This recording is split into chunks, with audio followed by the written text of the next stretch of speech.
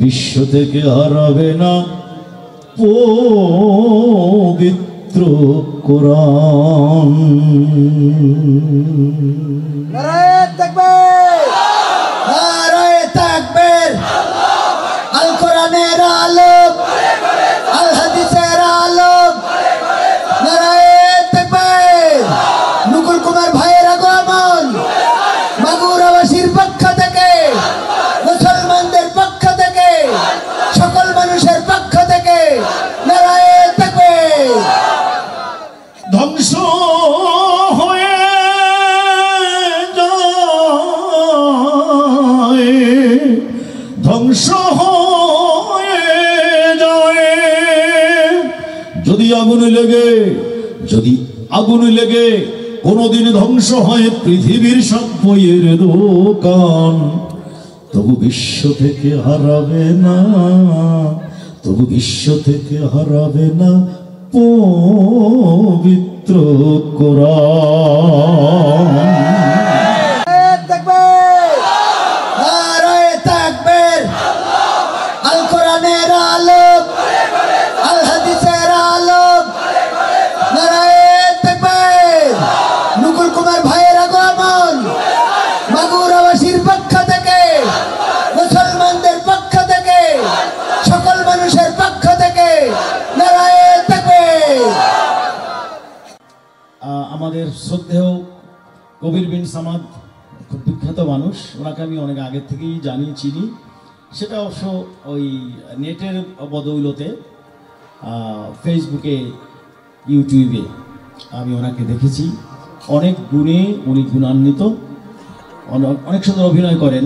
আর আজকে ওনার কণ্ঠ এত সুন্দর, তো আমি উনি যখন ওয়াজ করছিলেন, যখন গান করছিলেন, যখন পবিত্র কোরআন থেকে উনি তেলাওয়াত করছিলেন, তখন কিন্তু আমার যে বোর ছিল ভিতরে একটা যে অনেক সময় লেট হয়ে যাচ্ছে, যে একটা ঘুম ঘুম ভাব আসছিল, সেটা কিন্তু আমার কেটে গেছে। এবং তো ওনার কণ্ঠ শুনে আমার মনে হলো এরকম, কোন রাগিনী জানো না স্বরলিপিও মানো না, কোন রাগিনী জানো না স্বরলিপিও মানো না, তবু বুঝি না দিন রাত, এমন মধুর সুরে কেমনে করো কোরআন তেলাওয়াত। কোন রাগিনী জানো না স্বরলিপিও মানো না, কোন রাগিনী জানো না স্বরলিপিও মানো না, তবু জানি না দিন রাত, এমন মধুর সুরে কেমনে করো কোরআন তেলাওয়াত।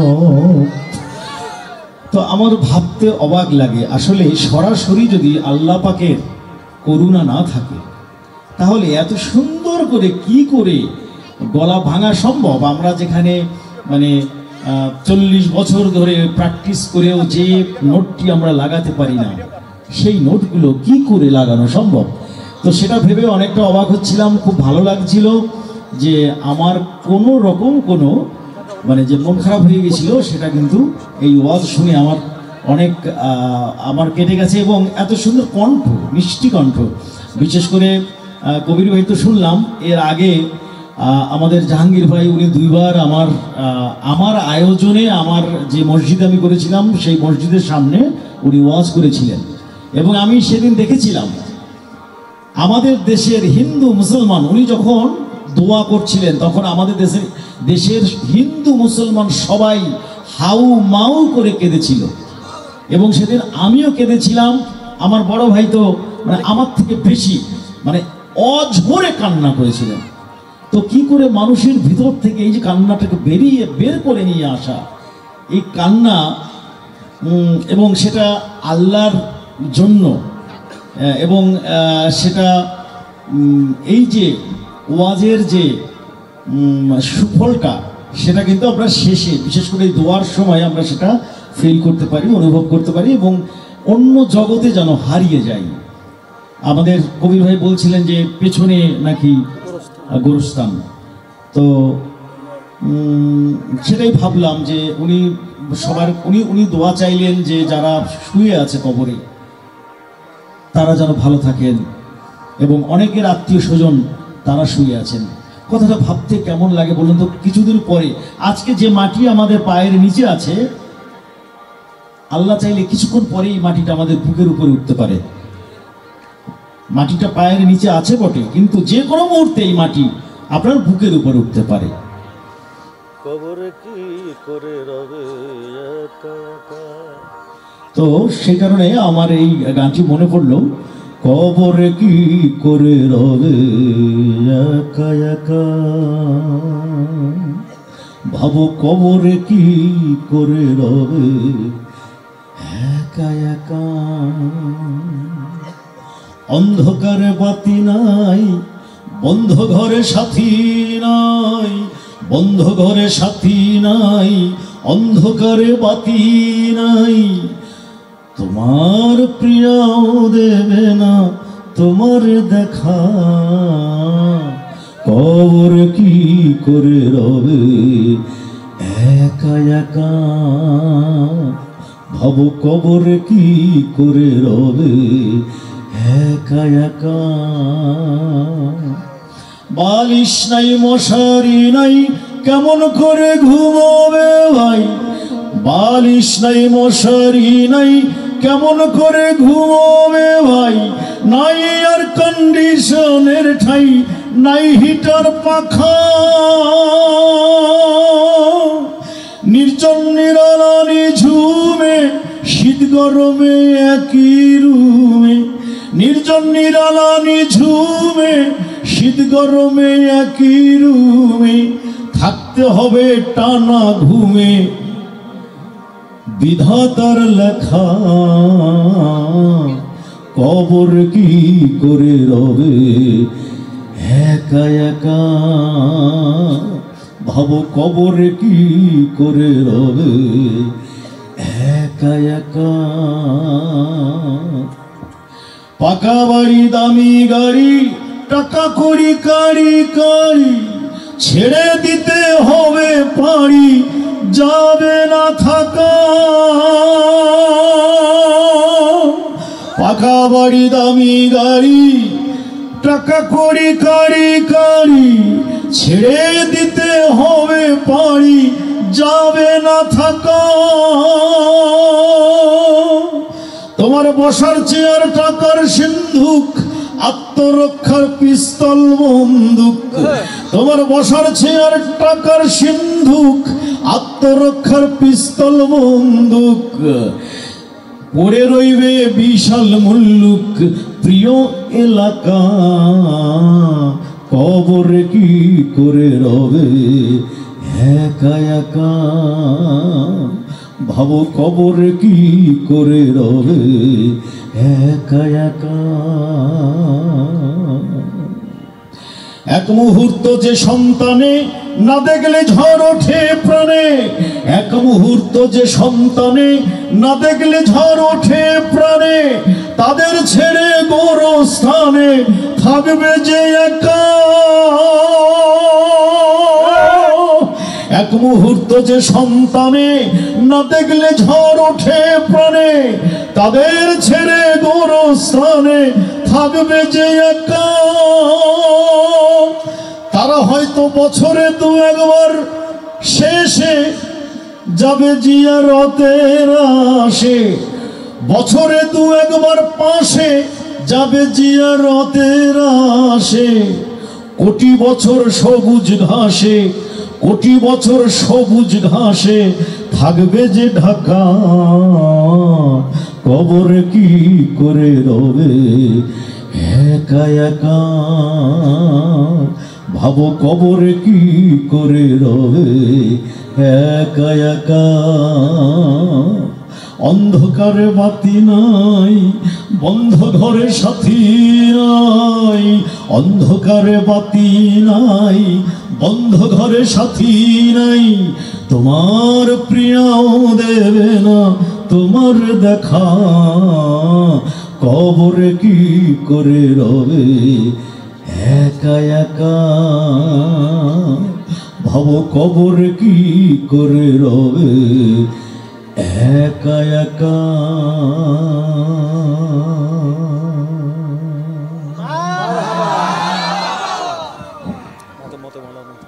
তারপরে কোরআন অনেক বলার ছিল, অনেক ভাবের বিনিময় করার ছিল, কিন্তু আসলে তো রাত অনেক হয়ে গেছে, এখন আমাদেরও ফিরে যেতে হবে। তারপরেও অনুরোধের দুটো গান আছে আমি করি। আর এই মানুষটা আমি আজকে এসছি এখানে যে এই যে মাদ্রাসা, এই মাদ্রাসায় আপনি পড়াশোনা করতেন, তো এই মাদ্রাসায় যদি উনি পড়াশোনা করে থাকেন, তো ওনার কাছ থেকে আমি যা জেনেছি, যা শুনেছি, যা বুঝেছি, তাহলে সেই কারণে আমি এই মাদ্রাসার কাছে ঋণী। তো আমাদের ভিতরে যে একটা আধ্যাত্মিক প্রেম, আধ্যাত্মিক ভালোবাসা চলতেই থাকে। সেটা হচ্ছে পবিত্র কোরআন নাজিল হয়েছিল যেদিন 27 রমজান, হ্যাঁ, আমি ওনাকে ফোন দিলাম, দাদা কি করছেন? যে আমি তো কোরআন তেলাওয়াত করছি, করব, নামাজ পড়ব। তো আমি বললাম, দাদা এরকম একটা পবিত্র দিন, তো আপনি যখন এই দিনটিকে আপনি পালন করছেন, তো আমিও আজকে সারা রাত আপনার সঙ্গে আমি জাগবো। তো সেই রাত কিন্তু জেগেছিলাম এবং আমি ইসলামিক গান তৈরি করেছিলাম। তো ওনার কাছ থেকে আমি অনেক পরামর্শ পাই, ইসলামিক পরামর্শ, এবং যখন আমি কোনো পবিত্র কোরআন থেকে আমি যখন দু একটি সূরা টুরা আমি যখন তেলাওয়াত করতে চাই, আমার তো হয় না, আমি পারি না, তো দাদার কাছে আমি ফোন দিলে উনি আমাকে হেল্প করেন। একটা ঘটনা আপনাদের শুধু বলি, আমি গাড়ি ড্রাইভ করতে পারি প্রায় আজকে 15-16 বছর আমি নিজে গাড়ি চালাই। তো এই গাড়ি চালিয়ে আমি যাচ্ছি আমার বাড়িতে, আমি একা, আমার সঙ্গে কেউ নেই। ভাঙা যখন পার হলাম, আমি যাচ্ছি মাদারীপুরে, আমার কিন্তু খুব ভয় লাগলো। তো আমি তখন ওনাকে ফোন দিলাম যে দাদা আপনি আমার জন্য একটা কাজ করেন। কি কাজ? যে এখান থেকে আমার প্রায় আধা ঘন্টা লাগবে আমার বাড়িতে পৌঁছাতে, আমার খুব ভয় লাগছে, তো একটা কাজ করি, যে এই যে সময়টা আমার নষ্ট হবে, এই সময়টা নষ্ট না করে, এবং আমি যে ভয় পাচ্ছি সে ভয়টা আমার থাকবে না, যদি আপনি আমাকে একটা সূরা শিখিয়ে দেন। তো আপনি বলবেন, আমরা বলতে বলতে চালাবো, তাহলে হবে কি, গাড়িটাও আমার অ্যাক্সিডেন্ট হওয়ার কোনো ভয় থাকবে না, আবার আমার সামনে কোনো ভয়ও আসবে না। এটা আমার বিশ্বাস, এটা আমার ভালো লাগা থেকে আমার এই বিশ্বাস এসছে। তো উনি তখন আমাকে শিখালেন, আমি বলছি দাদা একটা লাইন করে শেখান, আর আমি এটা মুখস্থ করে আবার আপনাকে ফোন দেবো, আবার আপনি আর একটা লাইন শেখাবেন। তখন উনি আমাকে শিখালেন একটি চমৎকার সূরা, সেটা হচ্ছে আর রহমান আল্লামাল কোরআন খলাকাল ইনসান আল্লামাহুল বায়ান। মানে এগুলো বলতে বলতে আমি কিন্তু গাড়ি চালাচ্ছি, এবং গাড়ি চালাতে চালাতে আমি বাড়িতেও পৌঁছে গেলাম, আমার সূরাটা মুখস্থ হয়ে গেল। তো এরকম অনেক ঘটনা তার সঙ্গে আমার আছে, যেগুলো মানুষ জানেন না। হ্যাঁ, অনেকে অবাক হতে পারেন, আমার হিন্দু ভাইয়েরা অবাক হতে পারেন যে হঠাৎ করে উনি ওয়াজ মাহফিলের এই মঞ্চে কেন। আমি এখানে এসে আমি পবিত্র হয়েছি, আমি ধন্য হয়েছি, কিন্তু আপনারা কেউ মনে করবেন না যে উনি আসছেন বলে মানে আপনারা কেউ ধন্য হয়েছেন, সেটা নয়। এই কত লক্ষ লক্ষ শিল্পী গান করে, আচ্ছা বলুন তো, এই আল কোরআনের মাহফিলে এখানে এসে দুটো কথা বলা বা দুটো গান করার সৌভাগ্য কজনের আছে? সেই জন্য আমি মনে করি এটা আমার সৌভাগ্য, আমি যে আজকে আসতে পেরেছি, আমি এসেছি, বা এই এত রাত পর্যন্ত আপনাদের সঙ্গে থাকলাম। তো যে গানটি আপনারা বারবার শুনতে চেয়েছেন, আমি কথাটা বলে সেই গানটি বরং শোনাই। যে গানটি আমি করেছিলাম 2011 সালে, আমরা টেলিভিশন স্ক্রলে দেখছিলাম যে আমেরিকার একজন ধর্মযাজক পাস্টর টেরি জনস তিনি ঘোষণা করেছেন যে পবিত্র কোরআন শরীফে তিনি আগুন দেবেন, আগুন দিয়ে জ্বালাবেন। তো সকালবেলা থেকেই সেই আগুন কিন্তু আমরা যারা আল কোরআন পবিত্র কোরআনকে ভালোবাসি তাদের বুকের ভিতরে কিন্তু সেই আগুন জ্বলে উঠেছিল। তো সকাল থেকে ভাবছিলাম এই ভদ্রলোক বলা যাবে কিনা আমি জানি না, ওনাকে কিছু আমার একটা বলতে হবে। তো ওই দিন আমার একটা লাইভ প্রোগ্রাম ছিল, সেই লাইভে একজন আমাকে ফোন দিয়ে বললেন যে দাদা আপনি তো ইসলাম প্রেমী এবং ইসলামের ইতিহাসের ছাত্র, আপনি একজন অসাম্প্রদায়িক মানুষ, শিল্পী, আপনার অনুভূতি কি? এই যে পাস্টর টেরিজন্স যে আজকে কোরআন শরীফ পড়াতে চেয়েছেন, তো আমাদের 1 ঘন্টার একটা নিউজের ব্রেক ছিল, সেই ব্রেকের ভেতরে আমি গানটি কম্পোজ করে আমি ক্যামেরার সামনে এলাম এবং পাস্টর টেরিজন্সকে লক্ষ্য করে বললাম, বন্ধু শুধু একখানা কোরআন শরীফ কেন, ও যদি আগুন লেগে ধ্বংস হয়ে যায়, ধ্বংস হয়ে যায়, যদি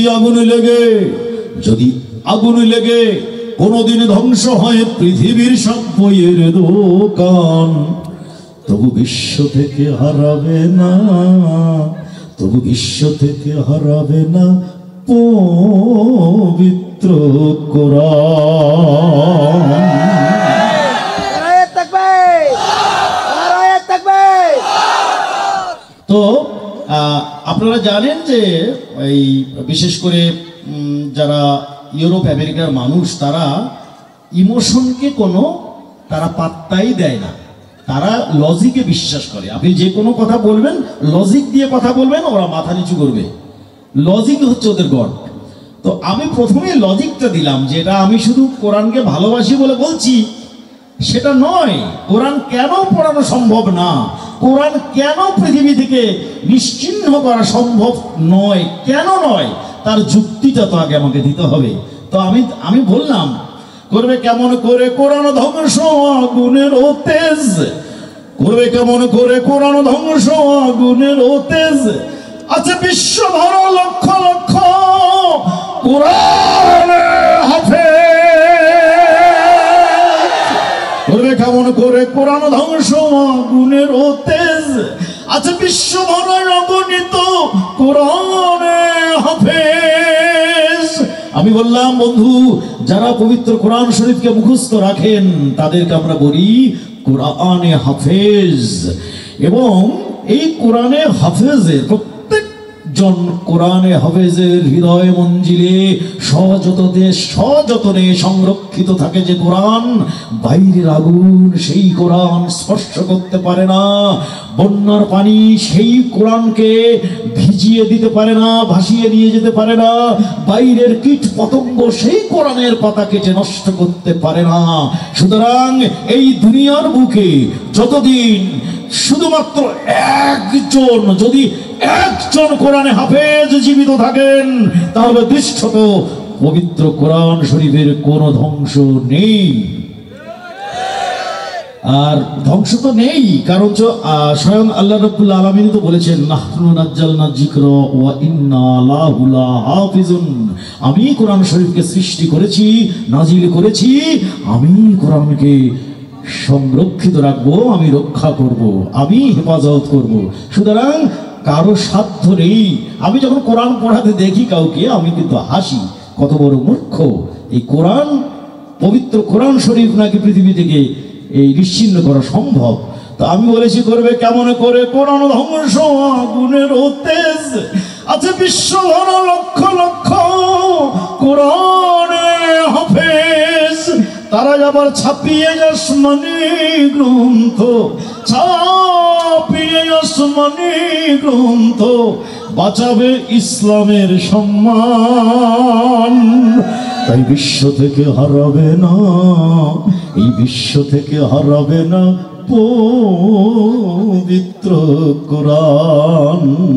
আমি বললাম, বন্ধু এর আগে পাস্টর টেরিজন্সেরও আগে আপনাদের মনে আছে কিনা যে ভারতের একজন মারোয়ারি, তিনি মামলা করেছিলেন কোরআন শরীফকে ব্যান করার জন্য। তারপরে দ্য স্যাটানিক ভার্সেস লিখেছিলেন, না সালমান রুশদি লিখেছিলেন স্যাটানিক ভার্সেস। এরকম অনেক ষড়যন্ত্র হয়েছে, কিন্তু তবু আল কোরআনের নূরের বাতি, তবু আল কোরআনের নূরের বাতি সারা বিশ্বে দীপ্তিমান। তাই বিশ্ব থেকে হারাবে না, তাই বিশ্ব থেকে হারাবে না পবিত্র পবিত্র কোরআন।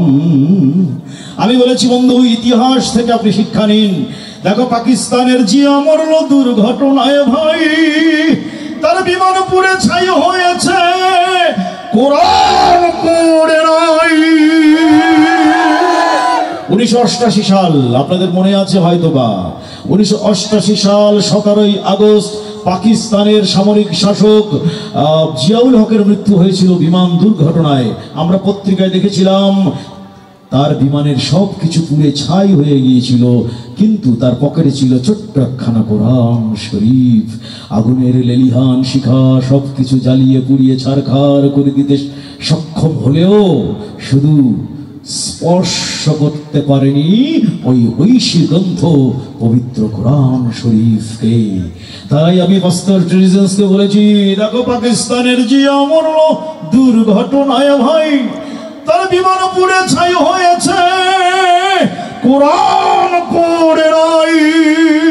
গ্রন্থ যেমন ছিল তেমন আছে, গ্রন্থ যেমন ছিল তেমন আছে, একটি সূরাও হয়নি ম্লান, তাই বিশ্ব থেকে হারাবে না, তাই বিশ্ব থেকে হারাবে না পবিত্র কোরআন। সেজন্য আমার গানের আমি শেষ অন্তরায় লিখেছি, যারা কোরআন ধ্বংস করতে চায় জানে না তাহারা, যারা কোরআন ধ্বংস করতে চায় জানে না তাহারা, ওই গ্রন্থের প্রতিপাদা ফেরেশতারা সদা দিচ্ছে পাহারা।